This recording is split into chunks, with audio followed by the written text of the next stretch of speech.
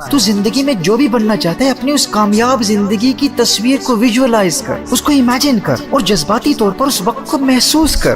اگر تو دولت کمانا چاہتا ہے تو سوچ کہ وہ دن کیسا خوبصورت ہوگا جب تیرے پاس دولت کے انبار ہوں گے، گاڑیاں ہوں گی، بنگلے ہوں گے، وہ کیسے حسین لمحات ہوں گے، وہ زندگی کیسی خوبصورت ہوگی جب تو دنیا بھر کے غریبوں کی مدد کے لیے اپنی دولت صرف کر رہا ہوگا لیکن تجھ میں ذرہ برابر تکبر پیدا نہیں ہوگا۔ عالم خیال میں اس زندگی کو محسوس کرتے ہوئے خود سے بات کر کہ لوگ تو اپنی نفسانی خواہشات کے لیے جیتے ہیں، میں لوگوں کے لیے جیوں گا۔ دنیا تو اپنے لیے جیتی ہے، میں دنیا کے لیے جیوں گا۔ کسی غریب کی عزت نفس مجروح نہیں ہونے دوں گا اور وہ وقت کبھی نہیں بھولوں گا کہ میری پرورش کے لیے میرا باپ در در کی ٹھوکریں کھاتا رہا، متکبر سیٹھوں کی گالیاں سنتا رہا، لوگوں کے تانے سنتا رہا، لوگ اس کا تمسخر اڑاتے رہے، نظر حقارت سے دیکھتے رہے، اس کی تحقیر و تذلیل کرتے رہے، لیکن وہ میری پرورش کے لیے ہر ایک کے تانے برداشت کرتا رہا۔ اب میں اپنے باپ کو اس قدر خوش کروں گا کہ اس کی اپنی گاڑیاں ہوں گی، اس کے اپنے بنگلے ہوں گے، اس کی اپنی جائیدادیں ہوں گی۔ اپنی کامیابی کو ایموشنلی ایکسپیرینس کرنے کے لیے تو اس وقت کو محسوس کر کے وہ دور کیسا خوبصورت دور ہوگا۔ میرے اسکول کی فیس ادا کرنے کے لیے میری ماں لوگوں کے گھروں میں برتن صاف کیا کرتی تھی۔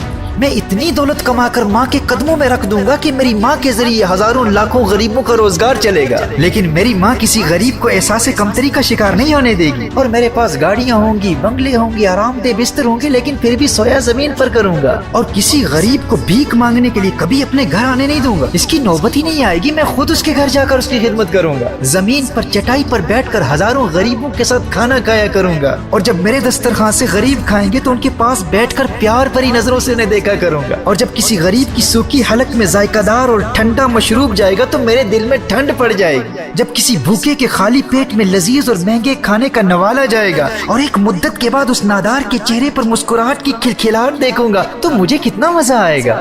ہر مفلس و نادار و غریب کو عزت دوں گا، دولت کے انبار ہوں گے لیکن اپنی اوقات نہیں بھولوں گا۔ ہر روز کم از کم 3-4 منٹ نکال کر اپنی کامیابی اور اپنے مقصد کو ویژوالائز کریں، اسے امیجن کرتے رہیں، اسے جذباتی طور پر محسوس کرتے رہیں، ایموشنلی ایکسپیرینس کرتے رہیں۔ وہ وقت کیسا خوبصورت ہوگا جب میں اپنی دولت یتیموں کی پرورش اور تعلیم پر لگا دوں گا اور کسی کو اس بات کا علم ہی نہیں ہوگا، لوگوں کو نہیں بتاؤں گا، میڈیا کو بھی نہیں بتاؤں گا، ان یتیموں کو بھی نہیں بتاؤں گا، انہیں خود بھی نہیں پتا ہوگا کہ ان کی تعلیم اور پرورش پر کون دولت خرچ کر رہا ہے۔ بس چپکے چپکے ان کی کامیابی کو دیکھ کر دل ہی دل میں خوشیاں منایا کروں گا۔ میرے دوستو، آپ کی جو بھی ڈریم ہے، جو بھی مقصد ہے، جو بھی منزل ہے، جو بھی تمنا ہے، جو بھی آپ کا ہدف ہے، آپ اسے جذباتی طور پر محسوس کرنے کے لیے ہر روز ایک خاص وقت مقرر کر لیں کہ وہ زندگی کیسی خوبصورت ہوگی جب آپ ایک عظیم اسکالر بن چکے ہوں گے، ایک کامیاب اسپورٹس مین بن چکے ہوں گے، ایجوکیشن میں غیر معمولی کامیابی حاصل کر چکے ہوں گے، بہت بڑے پولیٹیکل لیڈر بن چکے ہوں گے، بہت بڑے بزنس ٹائکون بن چکے ہوں گے۔ آپ کا جو بھی مقصد ہے اسے ہر روز ایموشنلی ایکسپیرینس کرنا بہت ضروری ہے، کیونکہ آپ اپنی ول پاور کو تنہا نہیں چھوڑ سکتے۔ ول پاور کو ہر روز ایموشنل ایکسپیرینس کے ساتھ ملانا ہی ساری گیم چینج کرتا ہے۔ اور جب میں میڈیٹیشن پر بات کروں گا تو پھر آپ کو بتاؤں گا کہ اس ایموشنل ایکسپیرینس کا میڈیٹیشن کے ساتھ، مراقبے کے ساتھ کس قدر گہرا تعلق ہے۔ تو ول پاور کی مضبوطی کو قائم رکھنے کے لیے ایک پوائنٹ تو یہ ہے کہ ایموشنل ایکسپیرینس کے ساتھ اس کی دوستی کرانا بہت ضروری ہے۔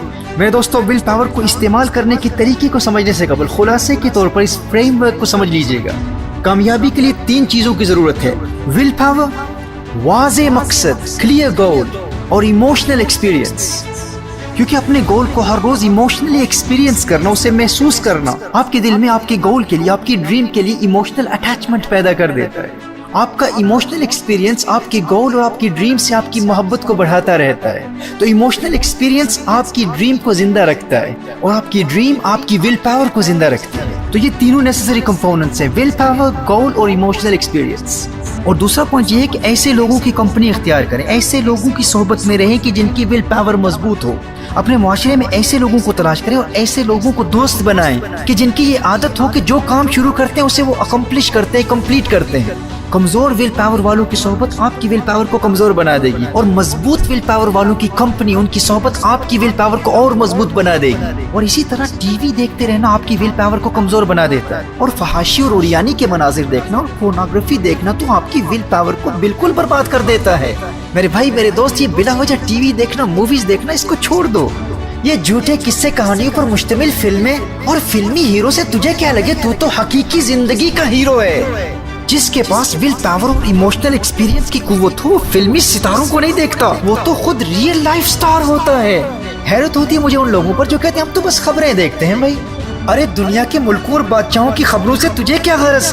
تو اپنی دنیا کا بے تاج بادشاہ بننے والا ہے۔ یہ فارغ اور نکمے لوگ نیوز پر اپنا وقت برباد کرتے ہیں، تجھے یاد رکھنا چاہیے تو خود نیوز بنے گا۔